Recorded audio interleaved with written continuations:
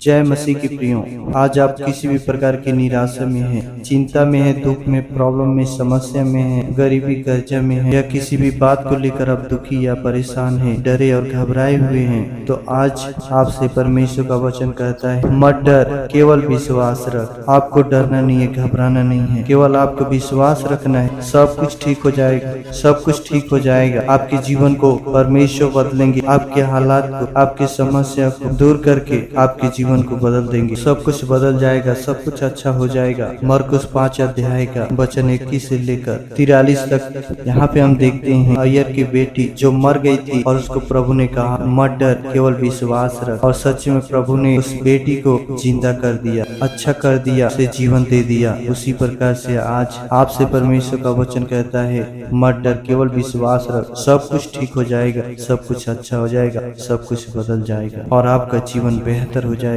आइए वचन को पढ़ते। मरकुस 5 अध्याय का वचन 21 से लेकर 24 तक पढ़ेंगे।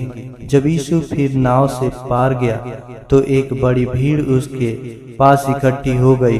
वह झील के किनारे ही था।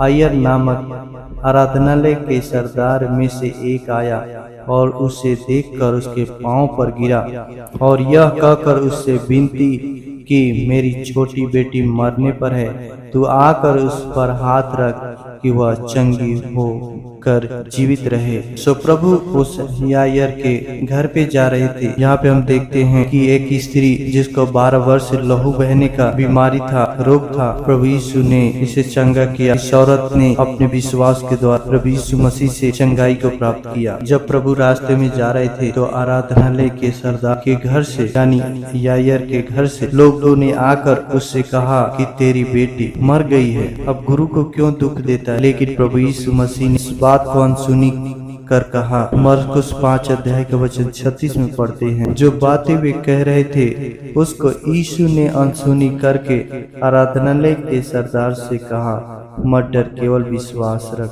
तो यहाँ पे हम देखते हैं कि लोग अय्यर को नकारात्मक बातें कहने लगे। वे कहने लगे कि अब गुरु को वहाँ ले जाने से कोई फायदा नहीं है, क्योंकि लड़की तो मर गई है, अब क्यों गुरु को यानी यीशु को दुख देता है। लेकिन वे नहीं जानते थे कि यीशु परमेश्वर का पुत्र है और जिसके पास यह अधिकार है कि वो मरे हुओं को भी जीवित कर सकता है, क्योंकि यीशु मसीह पुनरुत्थान और जीवन है। यीशु मसीह उद्धार करता है, यीशु मसीह मुक्ति दाता है, यीशु मसीह जीवन देता है, यीशु मसीह जीवन की रोटी है, यीशु मसीह सच्चा परमेश्वर का पुत्र है। और यह सिर्फ पुत्र नहीं, इकलौता पुत्र है और यह राजाओं का राजा है। वे लोग इस बात को नहीं जानते थे। आज आप भी किसी भी ऐसी दशा में, परिस्थिति में है जब आपको घबराहट हो रही है, चिंता हो रही है, डर हो रहा है कि क्या होगा क्या नहीं होगा, किसी भी प्रकार का न्यूज सुनकर घबरा गए। लेकिन मैं आपको बताना चाहता हूँ कि परमेश्वर आपसे कहता है, कभी यीशु मसीह आज आपसे कहता है अपने वचन के द्वारा मत डर, केवल विश्वास रख, तो आपका जीवन बदल जाएगा, आपका हालात, परिस्थितियां सब कुछ बदल जाएगा। परमेश्वर आपके लिए सब कुछ करेगा। यह प्रभु का जीवित वचन है। जैसा उसने आराधनालय के सरदार यायर को कहा,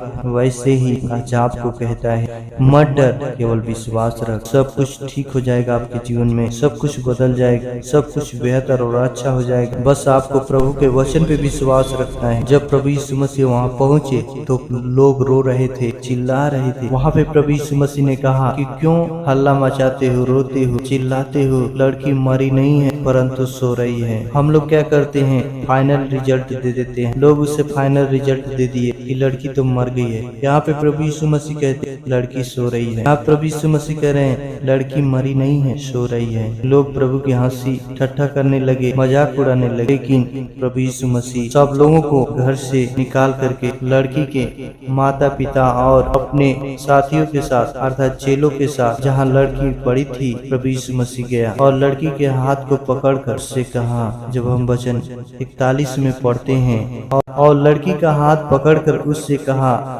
लतीता कुमी, जिसका अर्थ है हे लड़की, मैं तुझसे कहता हूँ उठ। और लड़की तुरंत उठकर चलने फिरने लगी, क्योंकि वह 12 वर्ष की थी। इस पर लोग बहुत चकित हो गए। तो यहाँ पे प्रभु के बोलते ही लड़की उठ खड़ी हुई, चलने फिरने लगी, और जो लोग हंसी कर रहे थे, ठट्ठा कर रहे थे, जब प्रभु ने कहा कि लड़की मरी नहीं, सो रही है, वो लोग चकित हो गए, आश्चर्य में पड़ गए, यह कैसे हो गया। सो प्रियो, इसी प्रकार से प्रभु आपके भी जीवन में ऐसा कार्य करेगा कि लोग आश्चर्यचकित हो जाएंगे, लोग कहेंगे यह कैसे हो गया। परमेश्वर के लिए कोई भी काम असंभव नहीं है, सब कुछ संभव है। बस आपको विश्वास करना है। जितना आप परमेश्वर के वचन पे विश्वास करेंगे, उतना ही यह वचन आपके जीवन को बदलेगा, क्योंकि परमेश्वर का वचन जीवित है, यह कभी भी बदलता नहीं। जैसे प्रभु यीशु मसीह ने अय्यर की बेटी को जिंदा किया, उसी प्रकार से आज प्रभु यीशु मसीह आपके जीवन में काम करेंगे। बस प्रभु ने कहा है, मत डर, केवल विश्वास रख। क्या आप विश्वास करते हैं? अगर आप विश्वास करते हैं, परमेश्वर आपके जीवन को बदलेंगे, परमेश्वर आपको नया जीवन देंगे, आपको नई सृष्टि बनाएंगे, आपको अच्छा स्वास्थ्य देंगे, आपको और आपके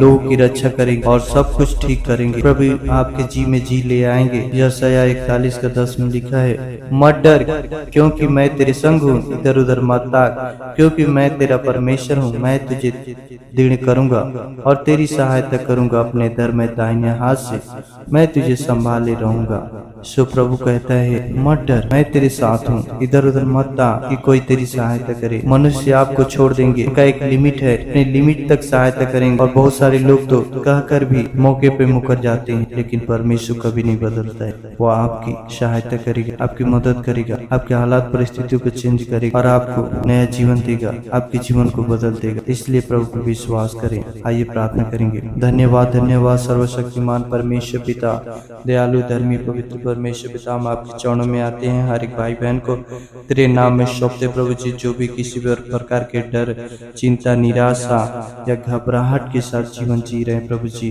के जीवन में है प्रभु जी, तो यीशु के नाम से मैं डांटता हूँ और के जीवन से दूर होने के लिए आदेश देता हूँ कि पूरी तरह से हर एक डर, चिंता, निराशा, घबराहट, शंका दूर हो यीशु के नाम से। और प्रभु जी तेरी आशीष इनके जीवन में मांगते कि विश्वास को बढ़ाइए। जो भाई बहन विश्वास में कमजोर है, विश्वास को बढ़ाइए प्रभु जी, तेरे वचन पे गहराई से विश्वास करने पर पिता धन्यवाद करते हैं। आप इनके हर एक परिस्थितियों को चेंज कर दिया है, हर एक समस्याओं को दूर कर दिया है, हर एक दुख परेशानियों को हटा दिया इनके जीवन से। धन्यवाद करते हैं पिता, और आप इनके जीवन को नया बनाने के लिए जा रहे हैं। धन्यवाद करते हैं। पूरे परिवार को तेरे नाम में सौंपते हैं। तेरी इच्छा योजना पूरी हो प्रभु, पूरे घर के लोग बचाए जाए, हर एक लोग उद्धार, शांति और जीवन पाए, चंगाई, छुटकारा और आशीष पाए। धन्यवाद करते हैं मेरे पिता, प्रार्थना सुनने के लिए धन्यवाद। प्रार्थना यीशु के नाम मांगते हैं, सुनिए और कबूल कीजिए स्वर्गीय पिता।